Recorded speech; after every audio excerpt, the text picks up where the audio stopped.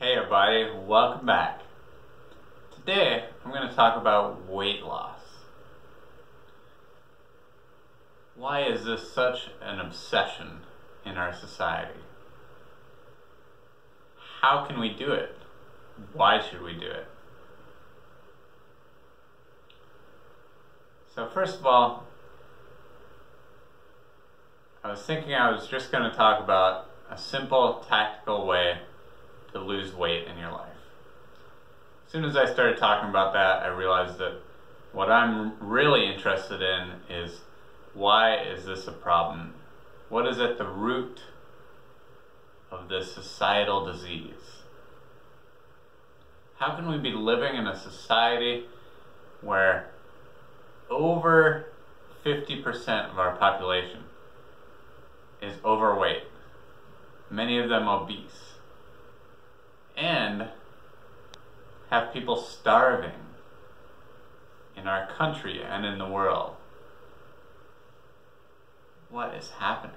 How is this happening? And what can we do about it? These are big questions. And again, I want to think about what is at the root. What's the root cause of this problem?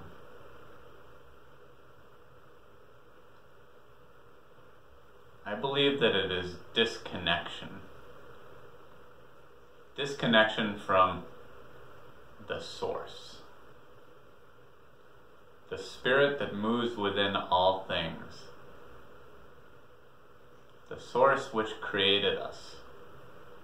The source which nourishes us. The infinite intelligence that beats your heart and allows your lungs to breathe in and breathe out.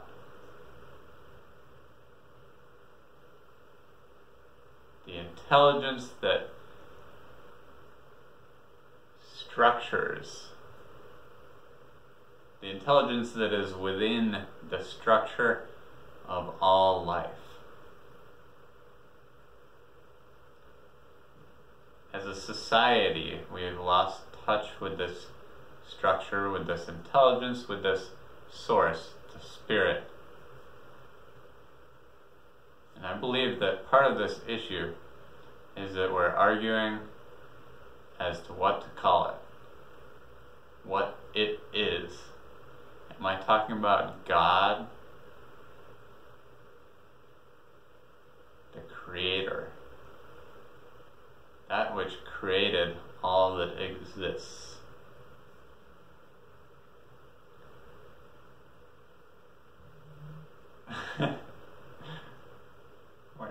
I'm just going to make a video about weight loss, 2 minutes in, talking about God. It's hard to really do anything without talking about God. Why are we scared to talk about God? How have we gotten to this point in our society where the Creator, the spirit that moves within all things, is something that we're terrified to talk about?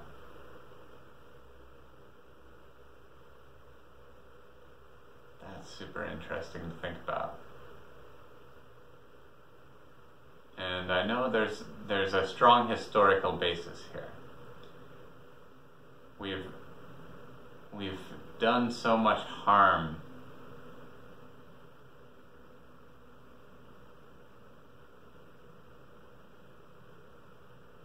with the way that we argue about this concept.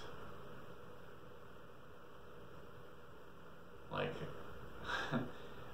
us, these minuscule sentient beings, trying to describe the infinite mind, the infinity of creation, and arguing over which word to use to describe all that exists. One of my favorite quotes from Alex Grey, the great visionary artist of our time, religions are neurons in the mind of God.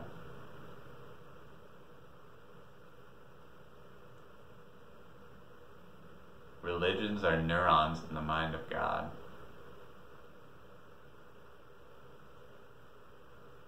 And that's why I think we're getting lost in the definition of that which cannot be defined, except by saying it is all. The ever-present, the all-encompassing oneness.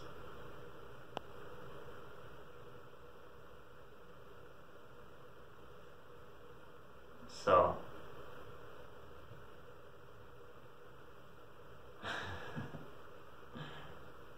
the point of this tangent, is to reference our disconnection from the source that created us. The idea of overconsumption, consuming and consuming and consuming,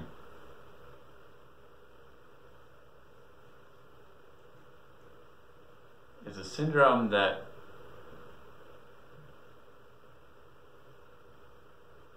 seeks to solve a problem that doesn't exist.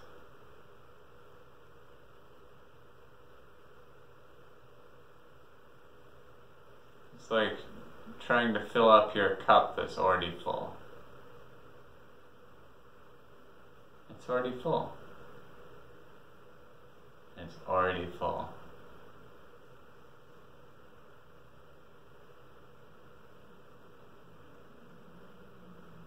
But we forget. We forget that we're connected with the infinite intelligence that created all that is. We are connected with that intelligence at all times, in all moments.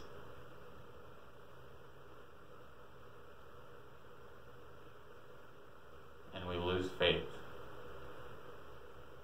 We forget that we're connected. How does it happen like this? Why is it like this? Some people believe that that was the game, that is the game.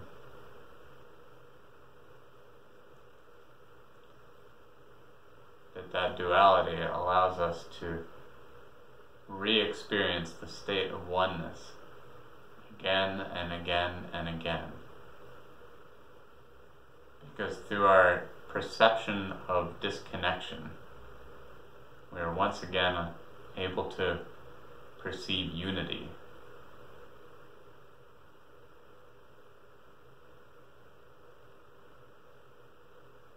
Over and over and over again. We forget who we are so that we can remember who we are.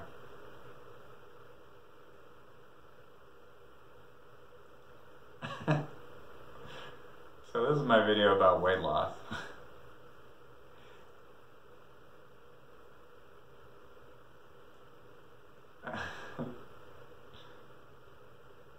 And the reason why I wanted to talk about this is because it's something that I've experienced some pretty wild swings with. Those of you who know me, who are close to me,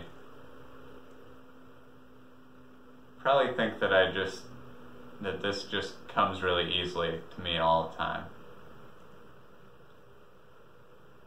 And I will admit that I've been given two incredible gifts when it comes to maintaining my optimal weight. One of them is that I love to exercise. I've always made it a joyful practice in my life. The exploration of the world with my physical body, the practice and continual improvement of engaging with the sport, the feeling of being outside in nature, sweating, breathing heavily, challenging myself, pushing myself. I love it. And when I don't do it, I notice the results. I feel less happy. Things aren't the same. I need it in my life. And I believe that this is true for everybody, whether you realize that or not. It's in our biology. We are made to move. We are made to move. Sitting is the new smoking. That's what they say. I think it depends a lot on how much you do it, though. Sitting is great. It feels good. You gotta rest as well. But so that was one of the gifts I was given. I was also given good metabolism. But I was given this third thing,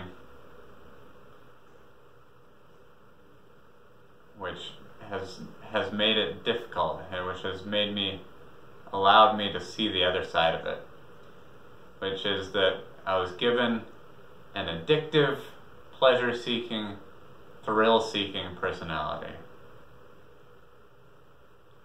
And this has been a blessing and a curse. It's helped me to pursue some of those extreme sports that have kept me healthy and passionate, excited to live life, but it's also taken me down some dark roads of addiction and depression, anxiety, of pleasure seeking to the point of bodily harm. And so during that time, during those explorations, I've seen my strength and my fitness fluctuate wildly. I've seen my weight fluctuate wildly. And the reason why I'm making this video is as a reminder to myself, and a helpful reminder to anybody who's still watching about what are these factors that we need to live a healthy life, to feel good about the weight that we are. Because something that I noticed through those fluctuations is that life is hard enough already.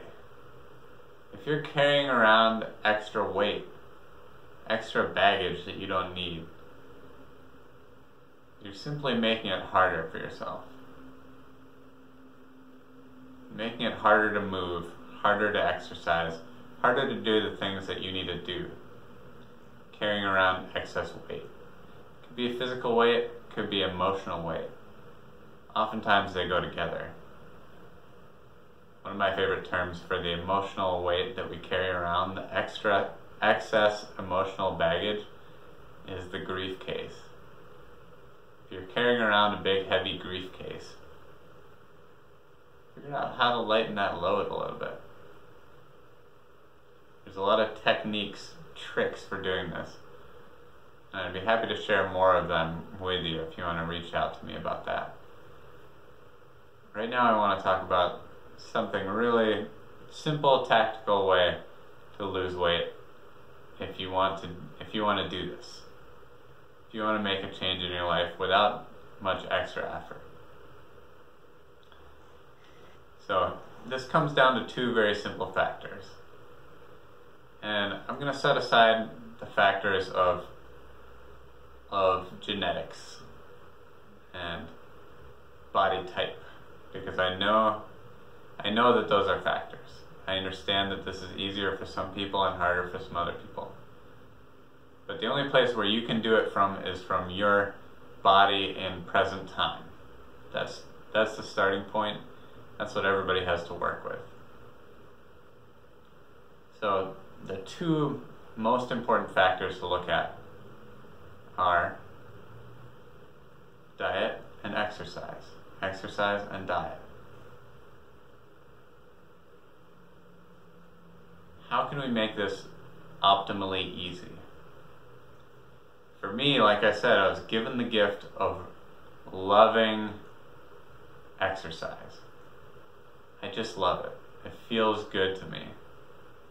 So figuring out a form of exercise that feels good to you, that is fun, that you look forward to every day, is the key to lifelong fitness. And if you're not sure if you want lifelong fitness or not, I'm going to tell you one thing that I'm certain about. You do. This is something I absolutely know. There's a lot of things that I don't know. There are a lot of things that I'm seeking knowledge about, that I'm exploring intellectually, physically. This is one thing I know. You want lifelong fitness. You want to feel good in your body. Your body's sick. If you can't move, if you don't feel good in your body, it creates suffering in your life. So the key, like I said, the key to unlocking this lifelong fitness, find a form of exercise that you enjoy, that you can do every day or every couple days, and practice that form. For me, something that I can incrementally improve at, that I can see progress with, is really important. So these are some examples that I've pursued in my life. Mountain biking. Biking in general is really good because it's relatively low impact for most people. It's relatively easy to do, and it's fun. It just feels good. It's good, clean fun. So I pursued mountain bike racing for a long time, and that was a way for me to incrementally improve, to see progress, to push myself in that discipline. I also taught mountain biking, so I would coach kids and do private lessons with people. So I was able to not only practice my own skills, but practice imparting these skills to other people. Did the same thing with skiing, incrementally improving over the course of years and years, and also improving my teaching techniques so that I can share my knowledge. For me, one of the most fun, easily accessible ones is juggling.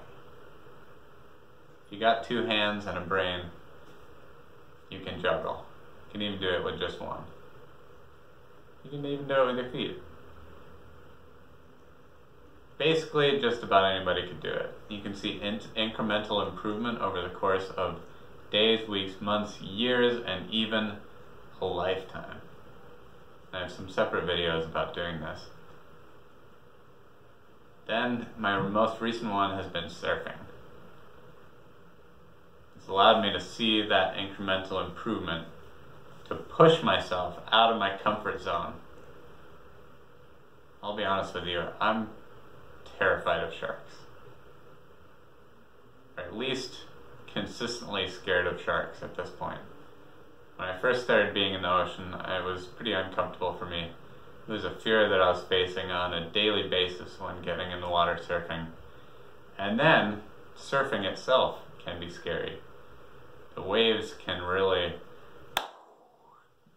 toss you around. It's like being in a washing machine sometimes. You can just get thrown and slammed on the water and slammed into the bottom of the sea floor, and it gets pretty scary sometimes. So there's this extreme element of challenge and risk that I find to be really thrilling. But that's not necessary. It can be as simple as walking. The point is creating something, finding something that you find to be enjoyable, and being able to see that improvement with it. Some sort of measurable improvement. For me, it's kind of like a buffet. I like to have a lot of different activities, and I'll choose which one is feeling good for me on that day. Slacklining has also been a really good way to find balance, find strength within my body, and continually challenge myself. Then, the diet. This is such a funny, interesting thing, because the knowledge of how to eat healthy is readily accessible, easily accessible, and the majority of people still aren't doing it. Why? Why is it so hard?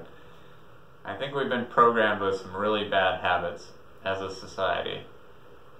And I know that's true actually, because you can just drive to any town, any city, drive across the country here in America and see what type of food is being served at the typical restaurant. And honestly, the majority of it is junk. It's garbage. It's horrible. And garbage in, garbage out. Garbage in, garbage out. If you're eating shit food, you're gonna feel like shit. It's as simple as that. But so what is actually good food? The safest, most simple way to figure out what is actually healthy for you is how much has it been processed. If it hasn't been processed at all, basically if it is in the state that it grew in, or similar to that state, then it hasn't been processed much. So there's a diet called the slow carb diet, which, if you're interested in losing weight quickly and easily, my very simple recommendation is to slightly increase or maintain your exercise regimen and adopt the slow carb diet. Basically, it's a lot of vegetables. It's a lot of vegetables, some legumes, things like beans, and then proteins like, I don't know if you're vegetarian or not, it can work either way, but basically things that grow on the earth. Simple proteins and greens. Things to avoid: processed carbohydrates, especially white processed carbohydrates and sugars.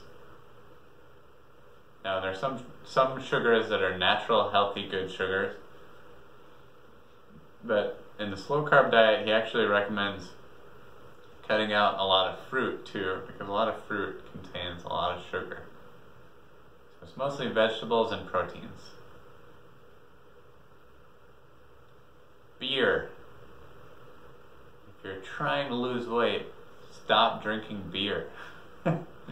Or at least cut down on it. What I did, when I lost 10 pounds in probably a couple weeks. I don't know exactly how many days it was, but less than a month. I lost 10 pounds. I was like, wow, I feel so light. I feel so much better. What did I do? I basically kept my diet pretty much the same, cut out those processed carbs, and stopped drinking beer. That was it. I was eating a lot of salads with protein, and I stopped drinking beer. It's that easy. I still drink occasional beers. I drink wine fairly regularly, and I know that if I cut out that red wine, I could quickly and easily drop some more weight. It's not really a big issue for me in my life, because again, I was blessed with the gift of loving exercise. But this is not a gift that you're just born with. This is a gift that you can give to yourself. So, if this is something that you want, if you want to feel healthy, if you want to feel good for the rest of your life, don't wait. Act on this. Take action now to make this a reality in your life. You won't regret it. Your older self, future you, will not regret it. Because there's one thing I can tell you. I know this for certain. You want to feel good. You want to be fit and healthy for the rest of your life. I'm certain. I know it. This is the truth. So thank you for doing that work. Thank you for watching this video. I'll see you next time. Peace.